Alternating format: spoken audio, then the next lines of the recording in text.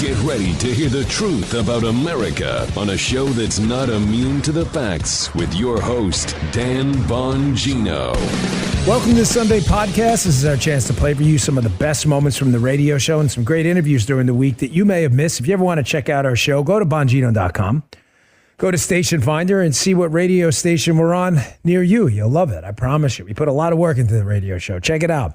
But before that, let me tell you about our first sponsor. You having trouble sleeping or staying asleep? Beams Dream Powder. Don't feel tired the next day. It ruins your whole life. Can't perform physically. You get brain fog. No good. Try Beams Dream Powder. I took it last night. It's a science-backed nighttime blend for sleep, clinically shown to help improve sleep and help you wake up feeling refreshed like I do today. They sent me something to try. It's been a game changer for me. Now, as I look ahead to 2025, I need to keep the momentum going. Show's growing. Got a lot going on. Dream's part of my nightly routine. Makes a big difference. Why? Because other sleep aids cause next day grogginess. Dream contains a powerful, all-natural blend of reishi, magnesium, L-theanine, apigenin, which I love, and melatonin to help you fall asleep, stay asleep, and wake up refreshed. The ultimate sleep refresh for the new year? Try Beam's best-selling Dream Powder and get up to 45% off for a limited time when you go to shopbeam.com/Bongino. Use code Bongino at checkout. That's shop, BEAM.com/Bongino. Use code Bongino for up to 45% off. First up today, I don't want to waste any time. We spent some time with President Trump in one of our best interviews with him yet. We covered a lot of material in a short time. Check this out. All right, welcoming back to the show a very special guest, a great friend, a great patriot, and thankfully, coming Monday, our next president, President Donald J. Trump. Welcome back to the show. Hello, Dan. We are friends, aren't we, huh? When you think about it, good friends. Yeah, you're a good man. You've always been good to me and my family. I will never forget that. Outside of the politics and you being the change we need, you've always been a good man, and that means a lot to me. Mr. President, you will be taking over shortly. Thank the Lord. However, President Biden is claiming ridiculously that he's looking for a smooth transition. But out the door, he's suing Elon Musk, taking Cuba off the terrorism list, shoveling our money out the door, changing the line of succession to basically screw you over, and destroying our capability to drill offshore for oil and gas we need. Mr. President, this is not a smooth transition. He's trying to hurt you as you get into office. There's no doubt about that. It's 100% right, and it started right from the beginning, and it's a disgrace what's happening. And if you take a look, 635,000 acres, you know what that is? It's half the ocean. Take a look at it. He took it off. It's probably $60 trillion worth of value. That's more than double the debt that we own. And he takes it off the value, just writes it off. It's like you write it off. But we're going to be redoing these things as soon as I get in. And literally on the day that I get in, we're going to be having executive orders that's going to reverse most of it. And whatever we can't reverse, we're going to court. We're going to win them all in court very easily, quickly. Good. That's great but to hear. He's making the transition absolutely different. He's making everything so difficult. He's been a terrible president. I read your statements every week where you go, the worst president in the history of our country. And he really is. He's the worst president in the history of the country. And he's always talking about a smooth transition. And then he goes out and wipes out 635 million. Think of it. 635 million acres. It's like I want to do a plot map. It's got to be the whole ocean. He's just they're very bad people. They're very evil people, Dan. Very sad. Yeah, and the weaponization that he did, and it probably worked out to my advantage. But the weaponization that he did with Jack Smith, a deranged human being, the weaponization he did should never happen to this country again. Yeah, I agree with you. I think it is one of many reasons you got elected, but the weaponization was revolting to many Americans.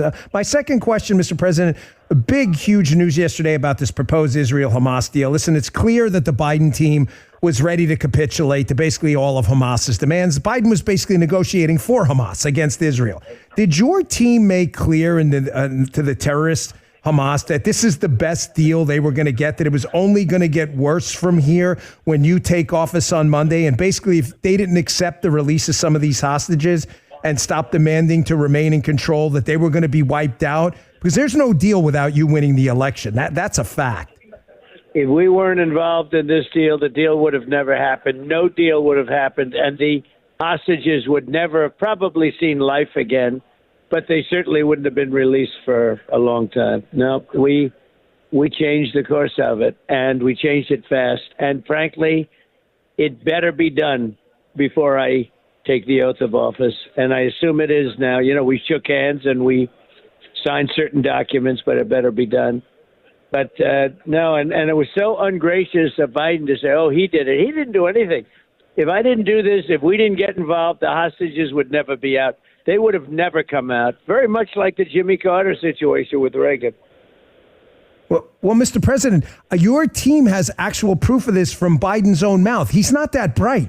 He gives a speech yesterday, Mr. President Biden, and he says, these are his exact words. He says, this is the exact framework I've been proposing since May. Okay, so why didn't they agree to it then until you won the election? He basically made himself look like an idiot. He acknowledged there is no deal without you winning. They wouldn't have done it, and they were never doing it. They would have never done it. And his principal spokesman yesterday said, thank you to President Trump and the Trump administration. Now, he did that because he knew it wouldn't have happened without us. So, look, I'm not looking for credit. I want to get these people out. They've lived for 3 years, they've lived like in hell. And we got to get them out, and it'll be great when we do. But, you know, there are dead people, many dead people. That October 7th tragedy would have never happened if I were president, Dan. Would have never happened. No chance. Yeah, I've said that on the air many times. I believe Joe Biden's weakness led to Ukraine, led to China's saber rattling, and all of this stuff. Mr. President, Americans voted for you the third straight time. You're 3 for 3. You're right about that, Dan. Third time. You're right. Thank you.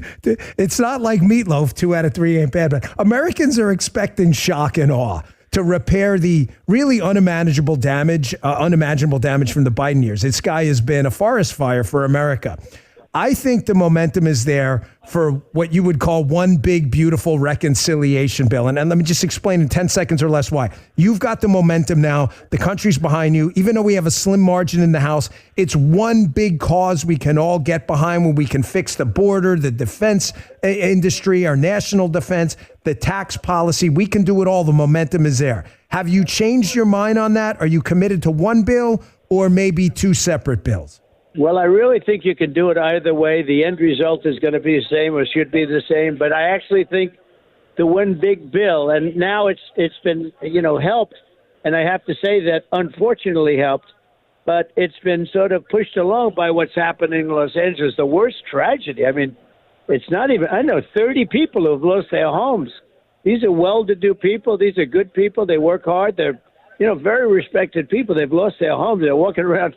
They have no idea what happened. And, just before I answer your question, I offered them about 6 years ago, I offered them millions of gallons of water a day from coming down from up north, Canada and up north, pouring down millions and millions. And, that water comes down and it's sent out into the Pacific with the changing of a big valve, like a valve in your sink, but slightly bigger, like by a million times.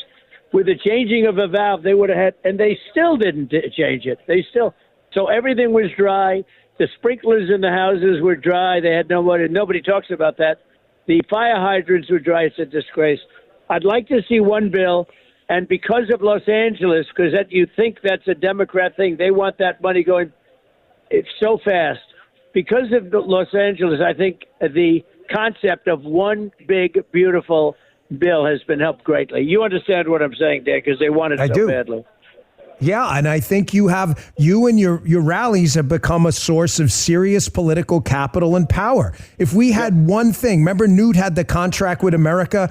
Americans will rally behind this. And Mr. President, do you want to be the one congressman to sink this thing? With your true social feed alone, you could end this man or woman's political career. We have the ability right now to do big things. I personally think one big bill's the way to go, but obviously you've got a team of people around there. Democrat votes too. I think we're going to get if we had a couple of negative Republican votes, I think we're going to get Democrat votes too.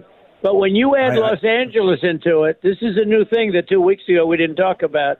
If you add Los Angeles into it, then you can really do one big, beautiful bill because, frankly, they want that so badly. They want the money to go out there so badly. And I don't think we should do a bill until Los Angeles is included. And when Los Angeles is included, we get everything we want. Yeah, good point. We're talking to President Donald J. Trump. Mr. President, there was unexplained drone incursions in the Northeast, an area you're obviously familiar with, being a New Yorker like me, that tri-state region. They appear to be a pretty major security threat from good sources I have to the homeland. Not all of them, but the unexplained ones, a lot of them. When you take office next week, Americans are scared about this. They're a little anxious, and nobody's panicked about it, but it appears we don't have control of our own skies. Can we get an answer to what this is, who is controlling them? Obviously, with the respect for, national secrets, we get that. And what we're doing to control this, it seems like a really big problem. We'll be getting answers fast, and there's no reason why they're not giving an answer. I don't know. They must be they're embarrassed about something, or possibly it's us doing it, and, they want to keep it top secret for whatever reason. But they should certainly have let the people know. It's right over my house in New Jersey. The activity is taking place over Bedminster and areas near Bedminster. So it's a little weird, but we'll know soon, and you'll be one of the first to know, Dan. Absolutely. They should let people know. You can't do that. And it's not only there. They have it in Virginia. I was talking to Glenn Youngkin, and he said, we have a serious drone problem there, too, where drones are coming from nowhere, and it's very interesting. It's a very similar problem. So something's going on. We're going to find out very quickly. It'll be one of the first things I look into. Mr. President, one last question. Your team asked for 15 minutes. I'm going to respect your time, so I'll wrap it up here. You hinted at a recent presser, a story I've been practically obsessed about for a long time, the identity of the infamous January 6th pipe bomber. It seems bizarre to me that the FBI continues to manipulate the American public about this case. The phone records saying they didn't have the phone records, that they were corrupted when the phone company said they weren't corrupted. They have all this video that appears to be manipulated. And you seem to hint that they may know the identity of this person. They just don't want you to know. I believe that is the case. Can we get an answer between you, Pam Bondi, and hopefully Kash Patel on who this person is and have the FBI open the books? Because I believe this is a huge scandal and a massive cover-up. I think we will, and I think we're going to find out about Ray Epps, and I think we're going to find out about Scaffold Man. You know who Scaffold Man is, right? Yeah. The guy who's screaming to everybody, go into the building. We're going to find out who Scaffold Man is, and we're going to find out some other things. And I think you're going to be very happy with what I do with respect. I call them the J6 hostages because I consider them hostages. They did a beautiful song, and they asked would I do the words, not the singing, the words. And I did. That song went to #1 for so long. It was beating out Taylor Swift. I'm not a fan of Taylor Swift, but that's okay. And everybody else, beating them all out for a long time. And it was pretty amazing, actually, the song and the whole thing. Those people, nobody's ever been treated so badly as those people. Mr. President, thank you so much for spending time. Congratulations on a massive political win, for reorienting the Republican Party in a better, more effective direction with actual diversity, not the left's version of it. And I hope you have a wonderful time on Monday. America is breathing a collective sigh of relief now that you won. Thanks for everything you've done for the country, and sir. I think you're going to be very, very happy on Monday. And your audience, which is very large, by the way, congratulations. You have a great success. But your very large audience is going to be very happy with the things I'm going to be announcing on Monday. Wow. We're all looking forward to it. Mr. President, you have us tantalized here. We appreciate it. Thanks for your time, sir. Appreciate it very much. Thank you very much. Thank you, Dan. You got it. There you go, folks. I pretty much nailed it right there. It was everything I wanted to get in. I wasn't sure we'd be able to squeeze all those questions in. Let's get to our next sponsor. Up next, January's almost over, and so is your chance to save with Helix Mattress while getting the best sleep of your life. After being away on trips, I always look forward to coming home and sleeping in my own bed. I especially look forward to coming home to my Helix Mattress and getting back to my regular sleeping patterns. Helix helps me sleep deeply through the night, and it's so vital to my well-being. I wake up feeling really rested and refreshed. Helix knows that everyone's unique, from the position you sleep in to your body type, and Helix will recommend the right mattress for you. And so many of my listeners are upgrading their mattresses with Helix and getting the best sleep of their lives. And right now, Helix has an amazing offer. Go to helixsleep.com/Dan for 20% off site-wide, plus 2 free Dream pillows with a mattress purchase. That's helixsleep.com/Dan for 20% off site-wide, plus 2 free Dream pillows with a mattress purchase. helixsleep.com/Dan. We talked with Congressman Tim Burchett. He's been all over this UFO, UAP thing. We also talked about reconciliation packages, what's going on up on the Hill, and is there any appetite for spending cuts? Check this out. Try to bring you the best guests, and this gentleman is always both entertaining and informative. He's a member of Congress from the wonderful state of Tennessee, one of my favorite places on earth to hang out. We actually spend a lot of time over on Broadway over there. Congressman Tim Burchett, welcome back to the show.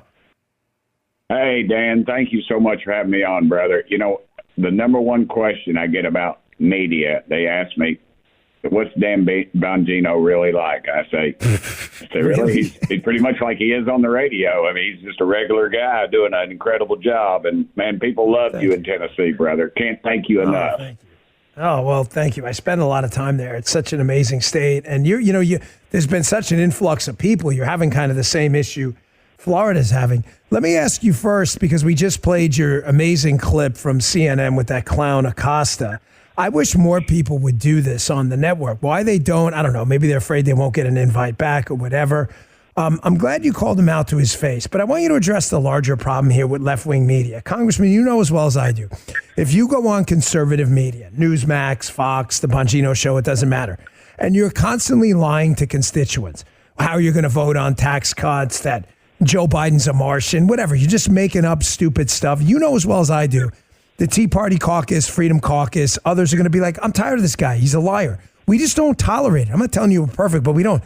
There is a small but really virulent portion of the left that enjoys people like Acosta, who, have perpetrated every single hoax out there. They seem to really enjoy this stuff, and I'm glad you called them out on the air for it. Well, thank you. I told somebody it's sort of like a debate. Every time I'm on CNN, these dreadful people call from generally outside of Tennessee and just berate the girls in my office. And I'm telling you, they're not a gutsy bunch, these liberals, try to make some girl cry. Let them talk to me face to face, and we'll see what happens. I'm sick of this stuff. It's time for America to take our dadgum country back, and this is how we do it.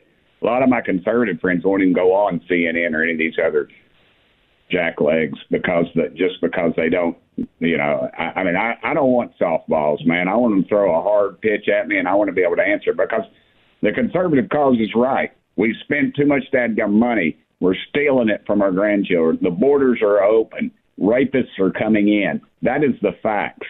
And any other, and when you send a military recruiter, a guy out in a dress to recruit a bunch of red-blooded American men and women, you're not going to get the best and brightest. And I swear to you, our enemies are laughing at us with that stuff. And they are scared to death because there's a new sheriff in town. His name is Donald Trump. Congressman, I'm talking to Congressman Tim Burchett from Tennessee. Forgive me, but how many terms have you been in office? Forgive me, I could look it up, but it's just easier to ask you. I'm starting my 7th year, so it's the start of my 4th term in Congress. So you've got a decent sample size of how Congress works. I think we could both agree, me having followed politics for a very long time, you being up there up on Capitol Hill, that spending cuts are really, really politically difficult. They shouldn't be, but they are. Because what happens, the Democrats and their commie loser Acosta friends in the media go, you're throwing grandma off a cliff. It doesn't matter what you cut. A study about shrimp running on treadmills, they'll be like, you're torturing the shrimp. I'm sensing a real change, though. And are you sensing it up on Capitol Hill between Doge and Donald Trump going for it and Trump 2.0, that we may finally start to see actual political momentum, not just to not spend more, but to actually spend less? Are you sensing that? And maybe me from the outside I'm misreading it, but I certainly am. Well, I don't want to rain on your parade. I spent 16 years in Nashville in the legislature, and 12 of those years I was in the Senate, and I was on the Finance Committee. And I always remembered I found this overlapping, as government always is, of spending, and it worked out to around $6 million. And I passed a bill that saved the taxpayers $6 million. And I always remember a friend of mine who was a Democrat sitting beside me leaned over and said, "This is a great bill, Burchett." And I said, "Thanks." And he said, "I know just where I'm going to spend it." And that's the problem you have with all these guys claim they have Doge tattooed on their foreheads. Where the hell were they for the last 4 years? They were. I tell you where they were. They were in the gravy train line. And you said something very, very accurate. America has woken up, and it's time for them to exert that pressure on their elected officials. Watch your congressmen and senators. They come home. They go to the Lincoln Day, Reagan Day, the MAGA dinners, or what have you. They throw out the red meat. Oh, Nancy Pelosi is getting rich off the stock market. Well, she's not even in the top 20 of the worst abusers of that system. And then you reelect them overwhelmingly, and then they come back to Washington and they sail your butt down the river every dadgum time. It's time, and Marjorie Taylor Greene's a dear friend of mine. She and I were talking yesterday, and I said, the problem isn't out there. It's not the Democrats. It's going to be in this dadgum meeting. It's among the Republicans. We're going to pass a bill, Dan. And I know you didn't ask for this. Sorry, I went to preaching. I've had too much Mountain Dew this morning. Go for it. Go for it, brother. But we're going to pass a bill probably in the House, and it's going to look, all these Doge cuts, and it's going to look very conservative. And it probably is. And then the Senate's going to make their cuts. And guess what? They won't align. And that's what the big boys want. They want a feud, and then we'll pass a big omnibus, and we'll just keep on spending. Because remember this, a month ago, everybody was talking about drones. Today, and the drones are still out there. My folks are telling me they're still out there. But today, nobody's talking about it. And the big boys realize that. They run out the clock. They get Elon frustrated. He goes off somewhere else and makes $1 billion or $1 trillion, whatever he does, elsewhere. And there's no more focus on that. And it's back to Washington as usual. I was in a meeting last night, and they were talking about we are going to spend more money at the Pentagon than we ever have. Now, imagine that. I keep saying they haven't passed the last 8 audits. Dan, they won't even complete their audits. They are missing over $500 billion. That is a battleship that they have lost. And nobody's asking. And you know what we're doing? We're telling those war pimps, you know how we're punishing them? We're sending them billions more dollars than they even asked for. So, America, please, we can you understand better than anybody, Dan. But how many, I think during the Second World War, we had 8 4-star generals. And now we have, how many? We have 44. We have 44 4-star generals, and we're not in the middle of any war. We have got to start, we got to think more efficiently. It's not like my daddy's war. Daddy's a Marine, Second World War. Mama lost her brother fighting the Nazis. My mama flew an airplane during the Second World War. My parents were patriots. Daddy, 1st Marine Division, Peleliu, Okinawa, went to China and fought the communists. Hey, it's not their war anymore. The Japanese are not going to bomb Pearl Harbor. And then 6 months later, we're going to start rolling across the Pacific. It's going to be handled in a matter of minutes, if not hours, if not days, by high-tech type maneuvering, probably pilotless planes. And that's the way it should go. But currently, we're building weapon systems that we will mothball on day one. So this is really depressing. Do what? This is really depressing. I mean, any good news up on Capitol Hill? I mean, I'm not asking you to put lipstick on the pig. You know that. I'm just, are we going to get any spending cuts at all? Because we're, as you know, Congressman, we're talking to Congressman Tim Burchett, we are on a mathematically certain path to de facto bankruptcy. That's a fact. So if there's not going to be any spending cuts, is this just it? I mean, is it over and we're just kind of, throwing water off the Titanic? And that's where the listeners at Dan Bongino can help us. Start calling your representatives and senators now and say, we want to see real cuts. We don't want to see you cut it and spend it somewhere else. We're going to diminish the American dollar to where we will be a third world country. I'm excited. I think we've got a real opportunity, but I'm not going to go out and tell people. I've been telling people for weeks. I said the victory. Get off this dadgum victory parade. Let's get to work. Let's get to dadgum work. No, I agree with you 100%. Jim, you know it, right? After Election Day, I said, all right, celebrate today. Have yourself a glass of bubbly. If you're a drink, have a Jell-O shot. If you're not, without the alcohol. But, that's it. Like Wednesday morning, it's time to give. I hate to tell you, but this is not a perpetual party. We have 2 years to change the government around. No, we have 4. No, we don't. We have 2. The presidency is not a 4-year term. It's 2 2-year terms because there's midterms. We don't forget it. We have 2 years. I try to tell people this all the time. We could lose the House or the Senate. I hope we don't, but we could. But you said something really important. I want you to just kind of repeat again for my listeners. I get this a lot. You know, when I ran for Congress, you meet a lot of members about endorsements and positions they have. You know how it goes. And one of the things they told me is, you know, one of the first things they'll do is you get a call from a constituent. First, they look up the area code, make sure you're in their district. But if it's a serious issue, they'll look up voting histories through Voter Vault or these other, these things. If you're a voter, which most of my listeners are, and you call that office or send an email, not a form email, but a genuine email about any issue, spending cuts, they listen. I'm not saying it's going to be a transformative road to Damascus moment, but if one listener gets 10 people to do it, those congressmen and their staffers, believe me, they hear it. 100%. I was in the state house when the Houston Oilers were coming to Tennessee, the Titans, and I read an article in the Wall Street Journal. You know, when these sports teams come to town, you'll sell a little more beer, a few hot dogs, some gasoline, a few foam fingers, and you'll get some national prominence. But the reality is the economic impact is not that great for the rain. Matter of fact, they end up stuck with the bill. And I got, you know how many calls I got from my home district in Knox County? And I was one of, I think, 3 or 4 people that voted against taxpayer-funded sports teams in Tennessee. You know how many calls I got? I got 3. 3 calls against it. That's a groundswell of support. And you call and you're educated on the issue, you follow up with a letter or an email, and then you hold them accountable. If they don't do it what you do, you vote their butts out of office. That's the beautiful thing about this system. Yes, outcomes. You know, Congressman, you would probably agree with me on this.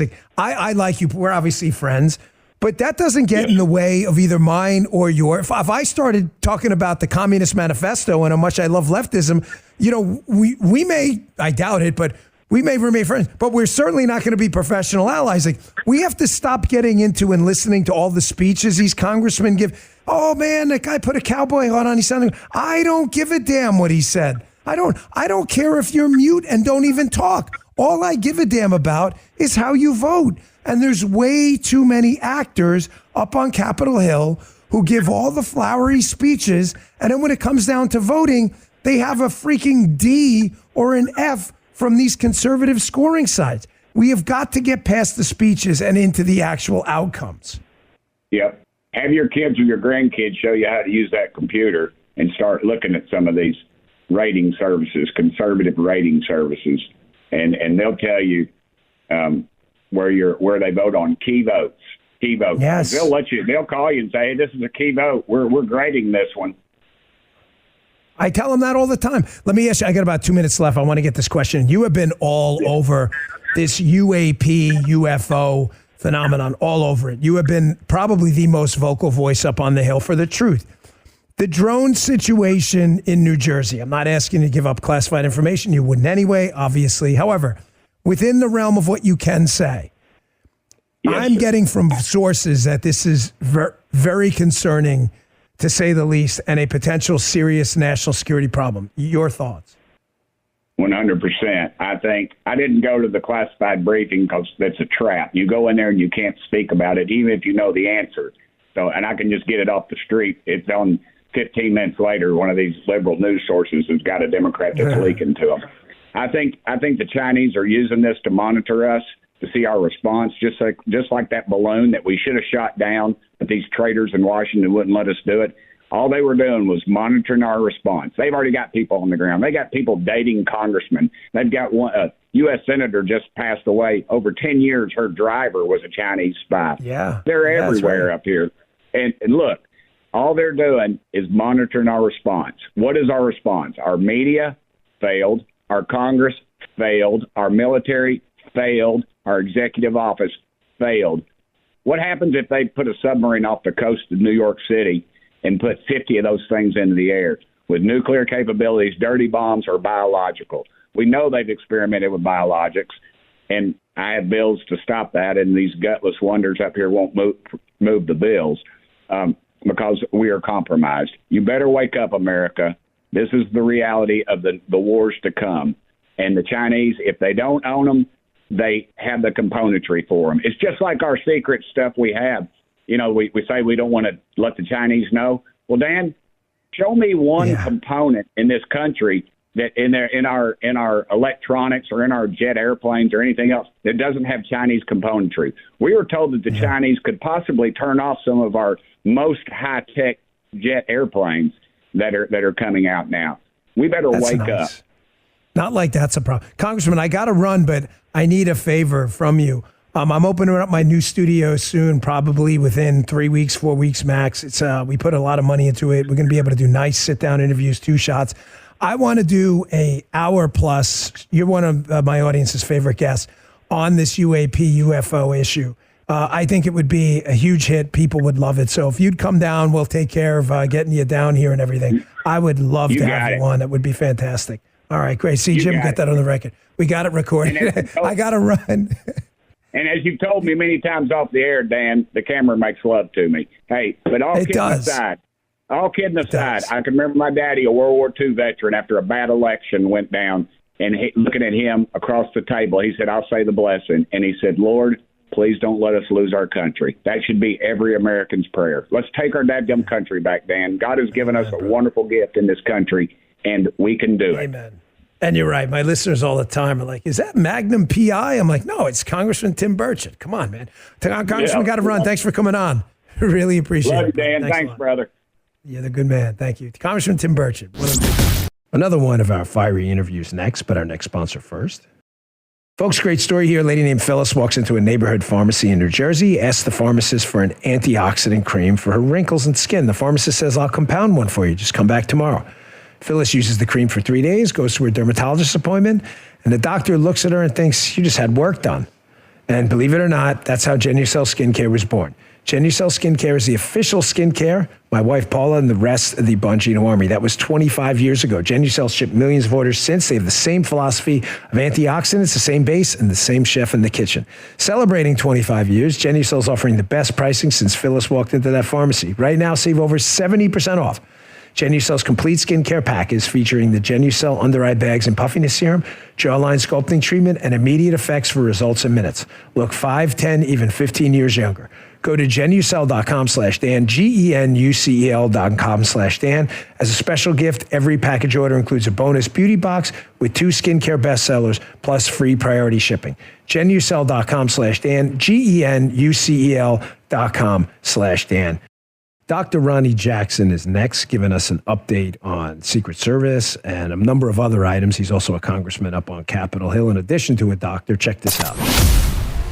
So here to talk about this absolutely humiliating last few hours up on Capitol Hill for the Democrats is a congressman from the amazing, wonderful state of Texas. He is a doctor. He is a congressman. He is a friend. I worked with him on protection details in the Secret Service for many years, and a good man, Dr. Ronny Jackson. Ronny, thanks for joining us today. We really appreciate it. Hey, Dan, thanks for having me. Always enjoy being on the show, man. Yeah, we love having you. So, Congressman, you're watching this debacle right now. Pete Hegseth, a guy you and I know very well, a man of integrity and dignity, a man who has written about extensively some of the problems with our military. You're watching the Democrats freak out, lob a bunch of anonymous, basically insulting allegations against them, many of which have been discredited. But did you notice, Dr. Jackson, that the Democrats aren't focusing on the problems you and I have discussed in the past about the military, the DEI problem, the refocus away from lethality, the recruiting problem? This is all just, it seems like a big smokescreen to cover from the problems they largely caused. Yeah, absolutely. They don't want to talk about any of that stuff. They don't want to talk about how they basically destroyed our military over the last 4 years. And they started, they did a lot of that in the 8 years of the Obama administration. They don't want to talk about any of that stuff. But, I'm embarrassed for these Democrat senators. I mean, it's just shameful that they get up there and they just keep repeating over and over these anonymous claims, and they're anonymous. Nobody comes forward and says this. It's just, and believe me, Dan, we've talked about this before. I have been the victim of this myself. It's absolutely ridiculous. But that's all they want to do is try to tear down his character based on anonymous complaints, and they don't want to talk about how he's going to fix the stuff that they broke over the last 4 years. I think Pete's a great candidate. They fear Pete. They're scared to death of Pete because they know President Trump picked him because he's going to go in there and he's going to turn that place upside down. He's going to burn that place to the ground when it comes to this woke progressive garbage that they've let infiltrate our military. Pete is going to find these people and get rid of them. He's going to change fundamentally the way that place operates, and it scares them to death. We're talking to Dr. Ronny Jackson, a person really, I hate the word uniquely, but genuinely uniquely qualified to comment on this. Dr. Ronny Jackson was in our military as a medical doctor. Dr. Ronny Jackson's a member of Congress, so he definitely understands the machinery upstairs in Capitol Hill. And third, you were nominated to be VA secretary when John Tester, now a man who thankfully lost his job in the U.S. Senate, tried to sabotage your career with ridiculous allegations I personally knew were false because I worked with you. So you've seen all of this. But we really need to refocus here, Ronny, because this DEI focus in the military, it's bad enough in corporate America, where when you get away from merit, maybe if you run a pizza company, you're producing terrible pizza because you're not focused on pizza. You're focused on skin color and other stuff. But in the military, Dr. Jackson, as you know, I mean, it's not a figurative thing. I mean, you're talking about actual life and death where you're putting incompetent people in charge due to completely unrelated characteristics who could lead men, women into combat and get people killed. This is a serious thing. No, it absolutely is. Dan, and look, the military historically has been one of the, one of the shining stars, in our society of where you go and you don't care about race or gender or anything else like that. We're all in this together. I mean, I could have cared less when I was in Iraq and, we were taking incoming rounds, at the camp I was at, and we had casualties all over the place. I could have cared less what color somebody was standing next to me. I didn't care about any of that kind of stuff. But what they've done is they've gone in and they've done this all over our country. But like you said, it's incredibly dangerous that they've done this in our military. They are working overtime to try to make people in our military racist. Everything they do is based on identity politics, straight versus gay, black versus white, man versus woman, rich versus poor. And they push that into our military, and they try to fragment our military and make people hate each other based on their race or their gender or something else. And it's super dangerous. It has operational consequences. You can see a little bit of some of this stuff about what's going on with the fires out in California right now, where they focused on woke ideology and Green New Deal stuff and all that stuff, and did not focus on being prepared for these big fires. That's the same thing that happens in our military. We are not prepared to fight wars right now. We are not prepared to respond to a terrorist attack in this United States.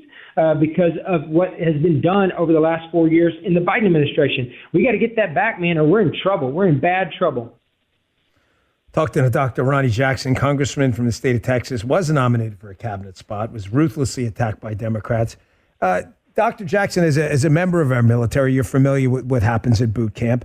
And the most troubling thing I think about this DEI cancer that's ripping America apart is one of the things they teach in boot camp. I get this complaint all the time from friends of mine in the military, is that they break you down, and they break you down of any preconceived notions to build you up as a team, where they eliminate these external characteristics. You could have a guy from the Appalachian region of America and a guy who was a surfer in California. They're in boot camp. Their heads are shaved. They're treated the exact same, and they're taught to operate as a team. If you ever wanted to introduce a pernicious ideology to destroy team cohesion, which is necessary in the military in a life or death situation, it's to get people to start to focus on absolutely ridiculous things like a guy's religion, sex, or anything else. Your job is one thing: act as a unit and go kill the bad guy. That's it. This will destroy our military. I mean, the damage is incalculable. It's done already. But Pete's getting in there and is going to rip it out root and branch. And this is why they hate him so much. Absolutely. Look, Dan, here's a perfect example of this.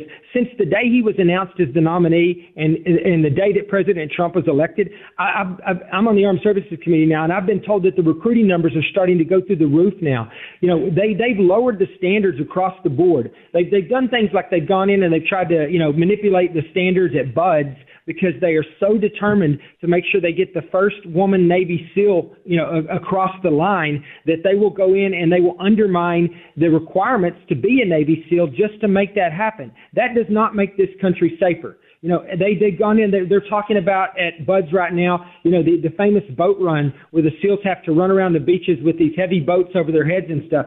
They've decided that maybe they should get rid of that because most of the women that are coming through don't have the upper body strength to do something like that. Therefore, that should not be something that's a part of it. There's a reason that is in that curriculum. That's because in real life, you may have to do that. And as tired and as hard as Bud's is, that is not the hardest day of your life if you're in combat. And I worry about those kinds of things. I worry about the fact that they instituted so much of this racist, woke agenda in our military that people don't want to join the military anymore. I have countless friends of mine that spent careers in the military just like I did that have told their kids not to go into the military. And traditionally, that's the number one source of new admissions into our military is the kids who had parents that served.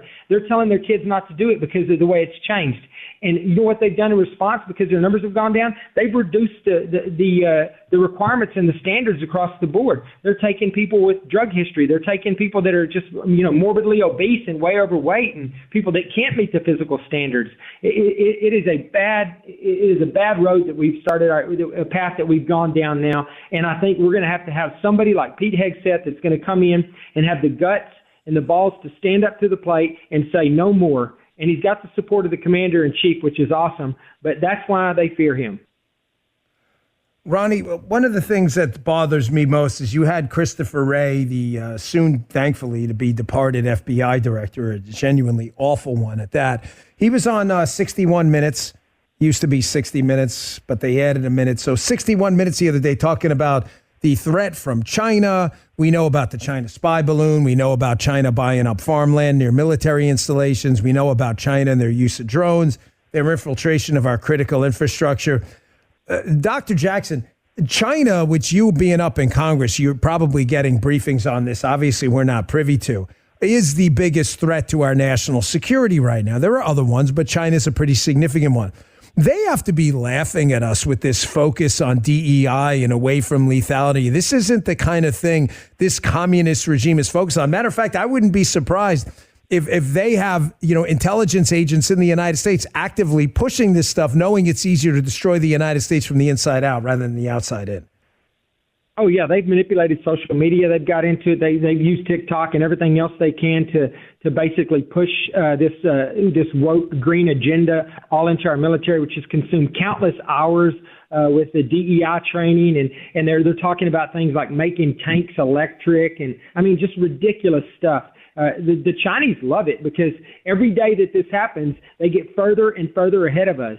And, they will very soon be the dominant military power on this planet, as well as probably the dominant economic power at some point, the way we're going in the Biden administration.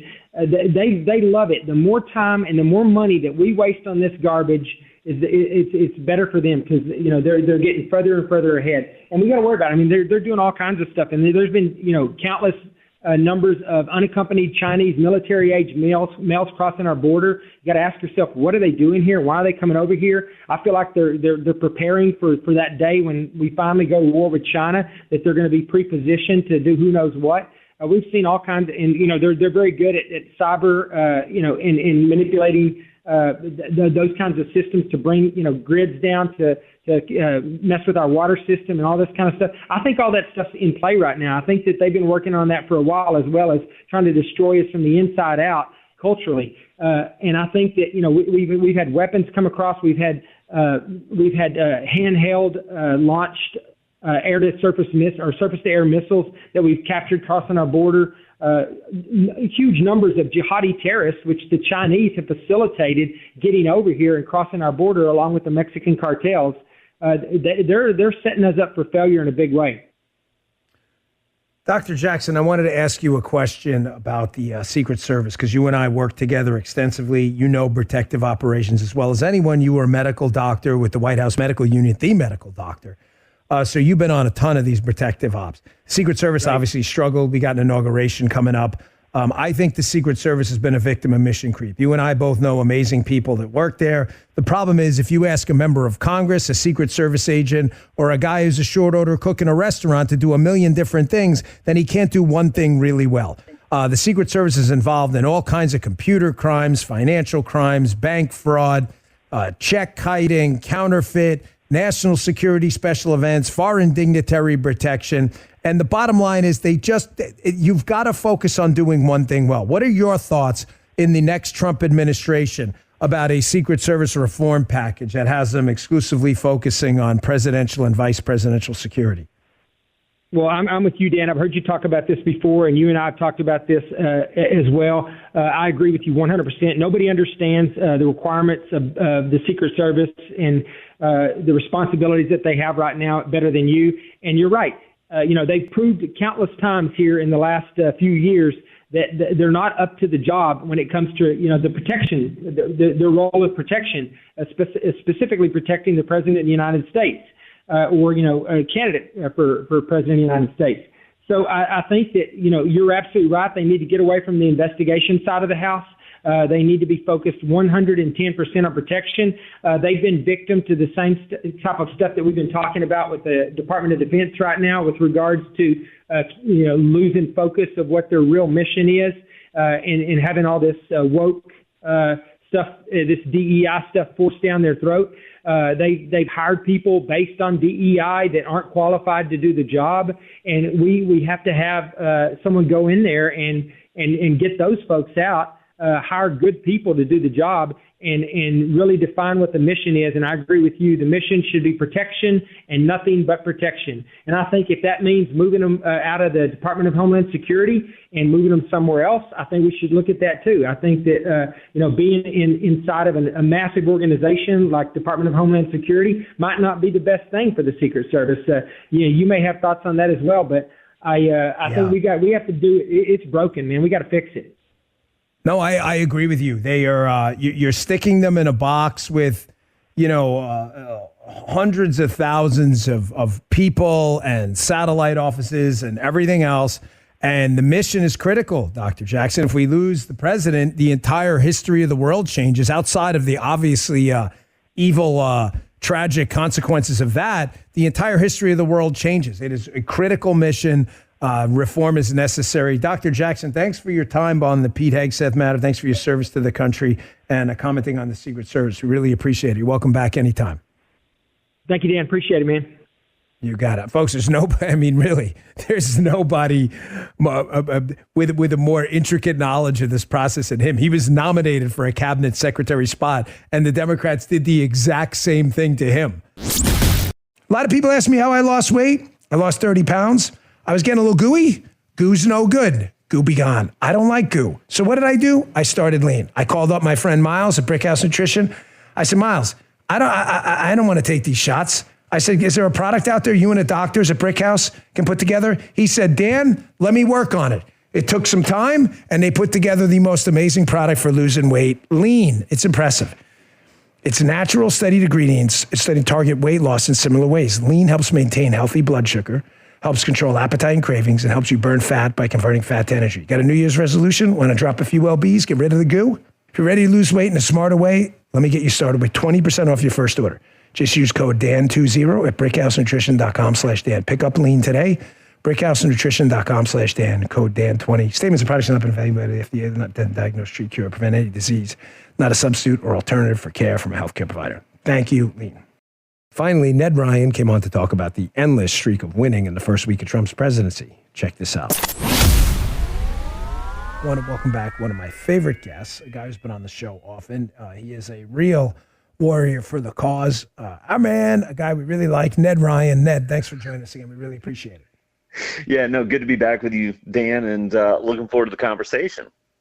Yeah, man, we always like having you on because you're one of these guys like Sean Davis that, doesn't have an allegiance to these faux party designations, more to the ideas that matter. And we appreciate that. So you're a particularly smart guy, too. And right before you came on, I was talking about the ending of the EO for birthright citizenship. There is a myth out there, Ned, that this is a decided legal issue. If you're born in the United States, you're a citizen. It is not.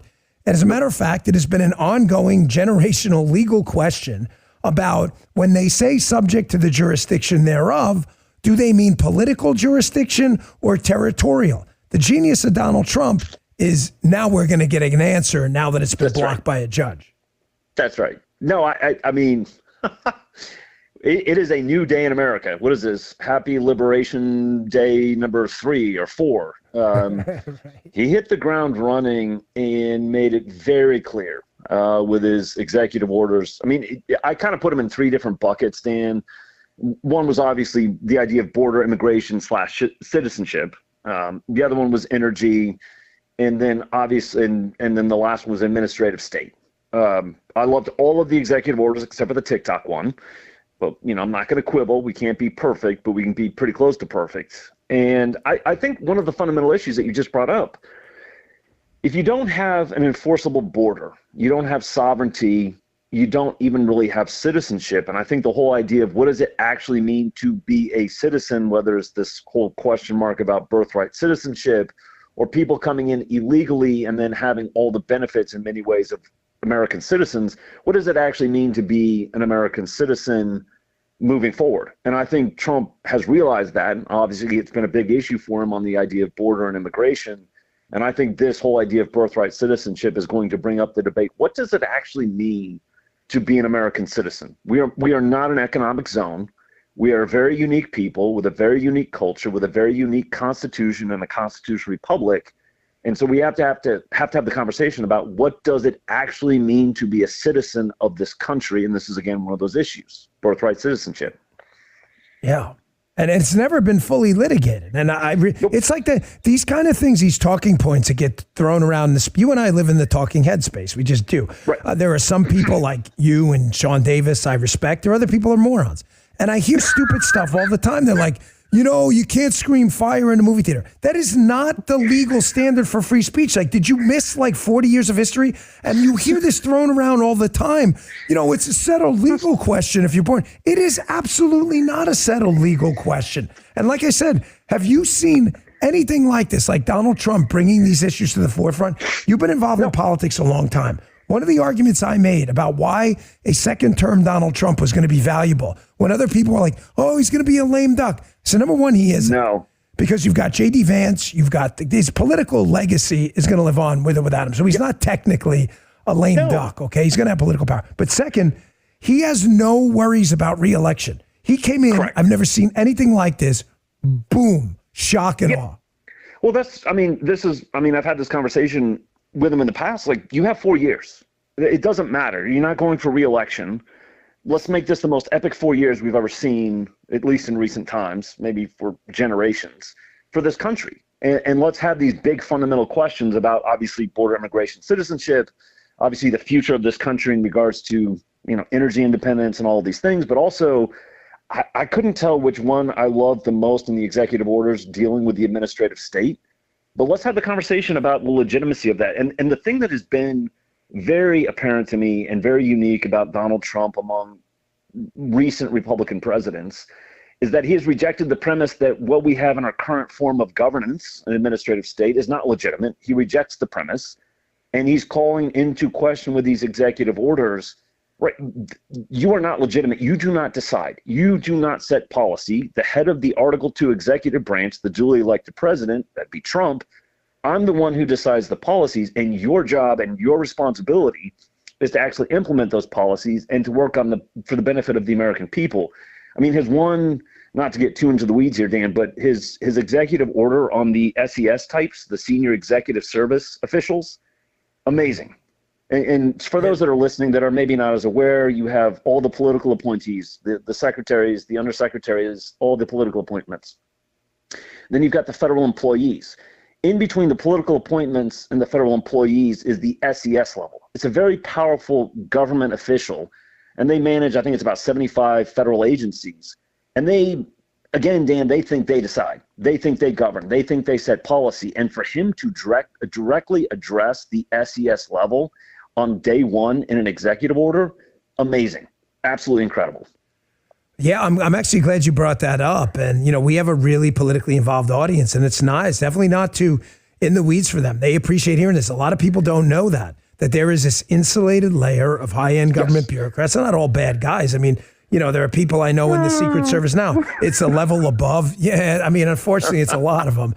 But you have GS-14, GS-15, and then you start getting into the SES level, and they become, you're right, kind of this insulated layer, almost to quote, I'm saying this word in a sarcastic way, but to protect the deep state from any implementation of a Donald Trump command. Like, oh, I don't know, man, the SC, and you're seeing it with the DEI stuff, where they're just telling DEI people, just recategorize your job as like holistic meditation or whatever, But the point I want to make to those listening is the fact that, the progressives, when they started this administrative state, these SES types, and I would argue GS-14s and 15s, they have been operating under the entire premise of the administrative state, which is the unelected bureaucrats are the ones who are supposed to govern. They're the ones who are supposed to decide. It has nothing to do with a constitutional republic. And again, it goes back to those fundamental issues I was talking about. Donald Trump understands there are fundamental issues that have to be addressed for the good of the country now, but also for the future of the country, what we will look like as a people, what we will look like as citizens. Will we be energy independent, which is a national security issue? And what form of governance will we actually have? Will we return to a republic? Or are we going to continue down this administrative state path? I mean, that's the thing that I hope people did not lose in those executive orders, dealing with obviously very current issues, but fundamental at the very basis for who we are as a people, who we are as a country, what our future looks like. And honestly, except for the TikTok thing, I couldn't be happier with what he did. Yeah. I mean, I agree. We're talking to Ned Ryun. Ned, your new book out, which is pretty incredible. You guys should check it out. Give it a plug. I want to ask you another question too before we go. Yeah, American Leviathan is the birth of the administrative state and progressive authoritarianism. Really about the rise at the turn of the 20th century of these progressives rejecting our constitutional republic, rejecting and breaking apart the machinery of the republic, which is the diffusion of power, and then building out this massive bureaucracy, administrative state filled with unelected bureaucrats who really, they viewed it as a vehicle for salvation. And they viewed the bureaucrats as the ones, even though they were unelected, as the ones who should be doing the actual governing. And then you find yourself in the 21st century going, why do these unelected bureaucrats think they decide? Why do they think they can take out the duly elected president of the United States?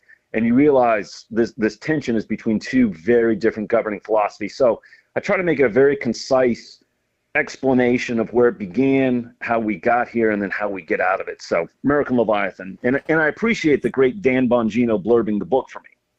Well, it's an excellent book. It's an excellent book. One of the things the book addresses, which I think is perfectly timed for the Trump administration, is the founding fathers, who I adore. Their vision of what this country was going to be was unmatched. The Constitution's the greatest governing document in the history of planet Earth. However, what they assumed we would have men of integrity in government moving forward, and they assumed wrong.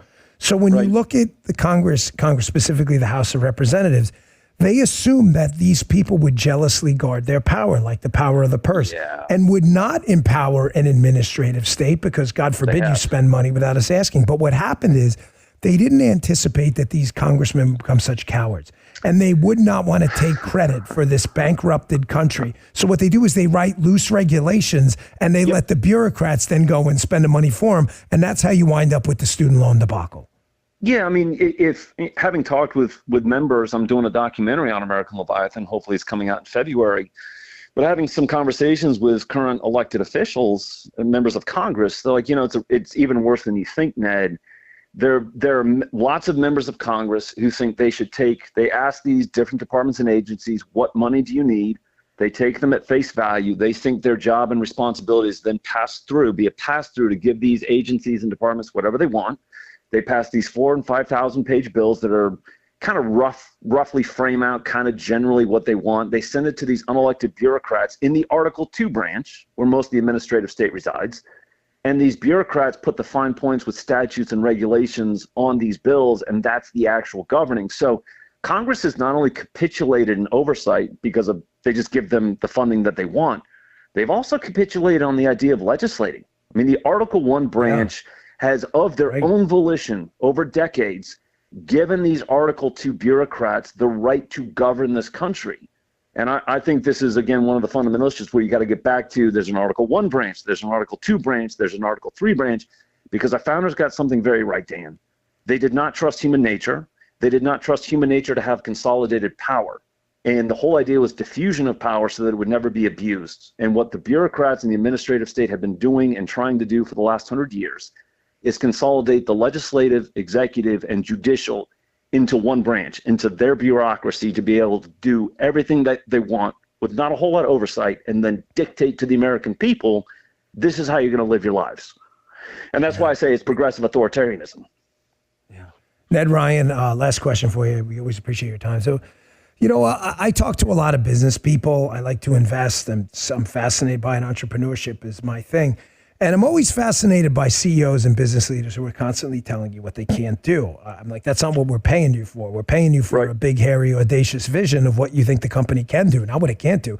If you love or hate Elon Musk is one of these guys, I'm going to go to space. That's crazy. Okay, watch me. That's kind of the thing with Donald Trump. I'm not lionizing anyone, but he doesn't seem to understand his own limits. And I don't mean that in an extra constitutional, super constitutional way. I just mean like he sees the United States as his powerhouse and he's like, well, why are we putting up with this crap from China? Like, I understand why are we letting them keep American hostages? Like, what idiot told you that was a good thing? Like, he's not always telling America what they can't do. He's always asking his people, hey, why not? Yeah, I was just going to say, you took the words out of my mouth. I mean, Donald Trump's approach to life has been, why not? Why can't I do that? Why can't we do that? Right. Why shouldn't we be doing that? And that to me is precisely what we need at this point in our history. It's a singular moment. The man for the hour is Donald Trump. And I think it's his entire approach of we shouldn't accept anything. We should be asking why not. And again, I'll just say this, Dan, my greatest part about Donald Trump is this. He truly believes decline is a choice. We choose not to decline. We choose to be great and climb to even greater heights of freedom and prosperity. And that, to me, is what America needs at this moment. We choose not to decline. We choose to be great, and we choose to climb to even greater heights of freedom and prosperity. And the guy that I think is going to do it, and hopefully instill a lot of courage into Republicans on the Hill, is Donald J. Trump. We're talking to Ned Ryun, author of the great book, American Leviathan. Pick it up. Ned, I got to run, but I'll just leave you with this. When he was interviewing on my podcast a couple of weeks before the election, his daughter wanted to ice skate in Waldman Rink in New York, and because New York City ran, it never worked. And he was like, just turn it over to me. I'll fix it. It took him 6 months and he fixed it. That's Donald Trump. Ned Ryun, thanks so much for your time. Pick up the book, folks, American Leviathan. Really appreciate it. Thanks for coming on. Thanks, Dan. Thanks for listening to the podcast. You can check it out on Rumble and tune into the radio show every day. Go to Bongino.com/station finder to find out where you can listen on a station near you. See you on Monday. You just heard Dan Bongino.